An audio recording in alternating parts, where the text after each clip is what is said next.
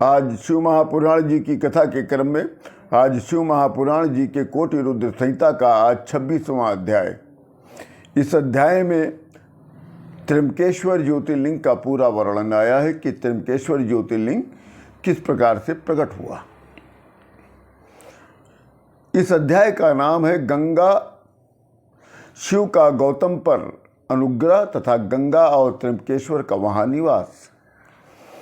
गौतम मुनि द्वारा जब पार्थिवी शिवलिंग का निर्माण करके उसका पूजन कर रहे थे, तब उस पूजन से शंकर भगवान प्रसन्न हो गए और प्रसन्न होकर अपने गणों के साथ वहाँ प्रकट हो गए और प्रकट होकर गौतम मुनि से कहते हैं कि हे गौतम मुनि, मैं तुम्हारी भक्ति से प्रसन्न हूँ, आपको क्या चाहिए? मैं आपको वरदान देना चाहता हूँ। तब गौतम मुनि ने शंकर भगवान को साक्षात देखकर प्रसन्न होकर उनके चरणों पर गिर पड़े और उनकी वंदना और उनकी स्तुति करने लग गए और उसके बाद कहते हैं कि हे महादेव, आप मुझे केवल पाप रहित कर दें। इतना सुनते ही शंकर भगवान बहुत प्रसन्न हो गए। तब कहते हैं कि हे गौतम मुनि, तुम तो सर्वदा धन्य हो, तुम सर्वदा कृतकृत्य हो और तुम सर्वदा निष्पाप हो। इन दुष्टात्मा पापी ऋषियों ने जो तुम्हारे साथ छल किया है वो बहुत ही निंदनीय कार्य है। हे गौतम मुनि, जब तुम्हारे दर्शन मात्र से ही लोग निष्पाप हो जाते हैं, तो मेरी भक्ति रखने वाले गौतम मुनि, तुम्हें किस प्रकार से पाप तुम्हारा स्पर्श कर सकता है? अतः तुम तो कभी भी पापी हो ही नहीं सकते। हे गौतम मुनि, जिन लोगों ने तुम्हारे साथ ऐसा उपद्रव किया है, ऐसा कृत्य किया है, वे पापी हैं, वे दुराचारी हैं और वो हत्यारे भी हैं। तब गौतम मुनि जी कहते हैं कि हे महेश्वर, उन ऋषियों ने मेरे साथ तो बहुत बड़ा उपकार किया है। अगर वो ऐसा न करते तब आपका दर्शन मुझे कैसे मिलता? इसलिए वे ऋषि पापी नहीं है, धन्य है, जिन्होंने मेरा अत्यंत कल्याण किया है और उनकी दुष्टता से तो मेरा बहुत बड़ा काम बन गया। आज हमने साक्षात शंकर भगवान का दर्शन कर लिया। तब शिव जी कहते हैं कि हे ब्राह्मणों में श्रेष्ठ गौतम मुनि, तुम वास्तव में धन्य हो और तुम धन्य ही नहीं, तुम सदा ही धन्य हो और तुम सर्वश्रेष्ठ हो और ब्राह्मणों में भी सर्वश्रेष्ठ हो। अब तुम प्रसन्न होकर और मुझे प्रसन्न जानकर उत्तम वर का ग्रहण कर लो। तब गौतम मुनि कहते हैं कि हे नाथ, आप सत्य कहते हैं, किंतु मेरे लिए उन पंचों ने जो निर्णय किया है वैसा ही होने दीजिए। इतना कहकर गौतम मुनि ने शिव जी के चरणों को पकड़ लिया।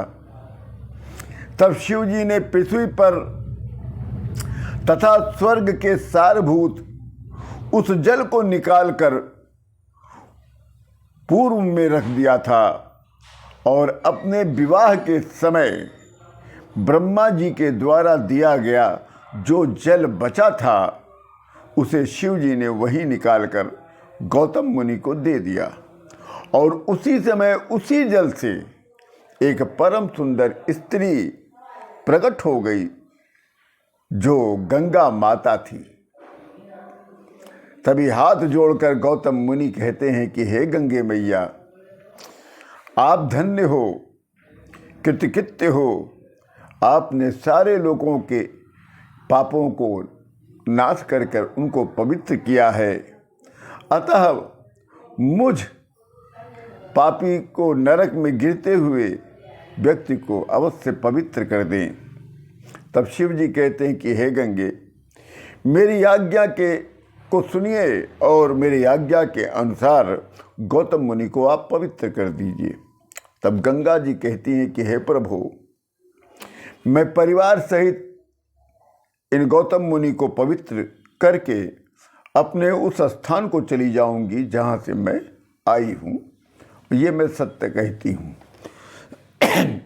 तब शिव जी कहते हैं कि हे गंगे, वैवस्वत मनु काल में जब तक 28वां कलयुग नहीं बीतेगा तब तक आप इसी पृथ्वी पर निवास करेंगी। गंगा कहती हैं कि हे स्वामी महेश्वर, जब तक सबकी अपेक्षा मेरा महात्म्य अधिक रहेगा तब तक ही मैं पृथ्वी पर रहूंगी। और हे सदाशिव, मेरी भी एक निवेदन है कि मैं जब तक पृथ्वी पर रहूं तब तक आप पार्वती सहित अपने गणों सहित मेरे समीप ही निवास करिएगा, मेरे पास ही रहिएगा। तब शिव जी कहते हैं कि हे गंगे, तुम धन्य हो, मैं तुमसे कभी भी पृथक नहीं हूँ, न तुमसे कभी अलग हूँ, न अलग रहूँगा। फिर भी मैं तुम्हारे पृथ्वी पर मैं तुम्हारे समीप ही रहूँगा। उसी समय देवता, ऋषि, पितर, अनेक सुंदर तीर्थ और अनेक सुंदर पवित्र क्षेत्र वहाँ पर उपस्थित होकर गौतम और गंगा देवी की जय जयकार करके उच्चारण करने लग गए और उनकी पूजन करके फिर ब्रह्मा विष्णु जी ने हाथ जोड़कर शिव जी और गंगा जी की स्तुति की है। और तभी गंगा देवी, गंगा मैया और शंकर भगवान एक साथ कहते हैं कि हे ब्रह्मा और हे विष्णु, तुम लोग मुझसे जो भी मांगना चाहते हो वरदान मांग लो, मैं तुम्हारे लिए प्रिय करने की इच्छा से तुम्हारे मन की सभी अभिलाषा को मैं पूर्ण कर दूंगा। तब समस्त देवगण हाथ जोड़कर कहते हैं, हे सदाशिव, यदि आप प्रसन्न हैं और नदियों में सर्वश्रेष्ठ गंगा जी भी प्रसन्न हैं, तो कृपा करके हमारे तथा लोक कल्याण के निमित्त आप दोनों यही पृथ्वी पर निवास करें। तब गंगा मैया कहती हैं कि हे देवताओं, यदि तुम लोग लोकोपकार के निमित्त यहाँ निवास नहीं करोगे तो मैं गंगा मुनि को पवित्र करके मैं वहीं चली जाऊंगी जहाँ से मैं आई हूँ।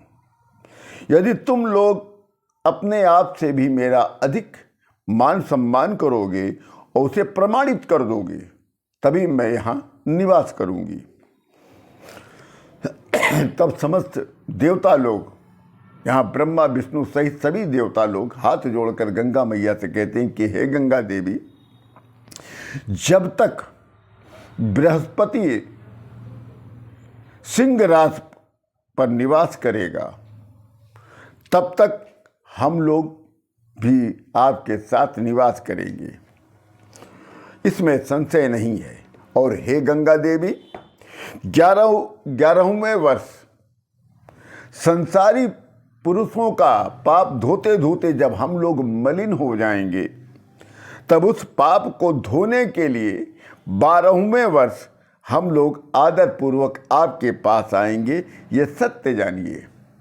इसी कारण 12वें वर्ष पर कुंभ का मेला लगता है, ये एक ज्ञान की बात है।